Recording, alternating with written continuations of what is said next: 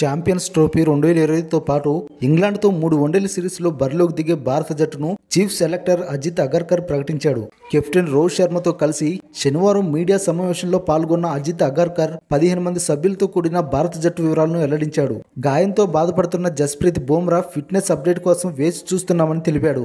Fitness సాధించకపోతే ఇంగ్లాండ్తో తొలి 2 వన్డేలకు బుమ్రా అందుబాటులో ఉండడని చెప్పాడు. అతని స్థానంలో హర్షిత్ రాణా ఆడతాడని పేర్కొన్నాడు. రోహిత్ శర్మకు డిప్యూటీగా శుభ్మన్ గిల్ వ్యవహరిస్తాడని స్పష్టం చేశాడు. దేశవాళీ క్రికెట్లో కరుణ్ నాయర్ నిలకడగా రాణిస్తున్న ప్రస్తుత పరిస్థితుల్లో జట్టులో అతనికి చోటు లేదని అజిత్ అగర్కర్ తెలిపాడు. అద్భుత ప్రదర్శనతో అతను తమ దృష్టిని ఆకర్షించాడని, ఎవరైనా గాయపడితే అతని పేరును పరిశీలిస్తామని చెప్పాడు.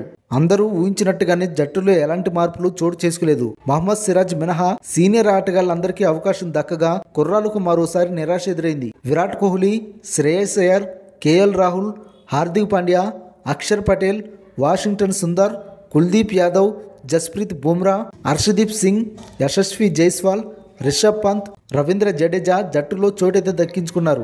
ఆస్ట్రేలియా పర్యటనలో దారుణంగా విఫలమైన మహమ్మద్ సిరాజ్ పై వేటు పడింది. అతని స్థానంలో హర్షదీప్ సింగ్ కు అవకాశం కల్పించారు. తెలుగు తేజం నితీష్ కుమార్ రెడ్డికి రిజర్వ్ ప్లేయర్ గా అవకాశం దక్కింది. అతనితో పాటు ఆవేష్ ఖాన్, వరుణ్ చక్రవర్తి ట్రావెలింగ్ రిజర్వ్ లో ఉన్నారు.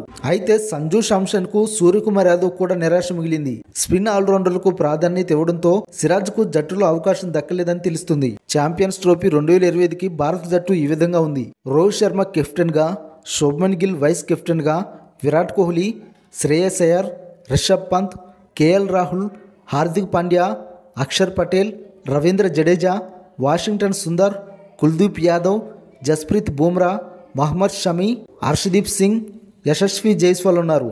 ఇక రిజర్వ్ ప్లేయర్లుగా నితీష్ కుమార్ రెడ్డి, ఆవేష్ ఖాన్, వరుణ్ చక్రవర్తి ఉన్నారు.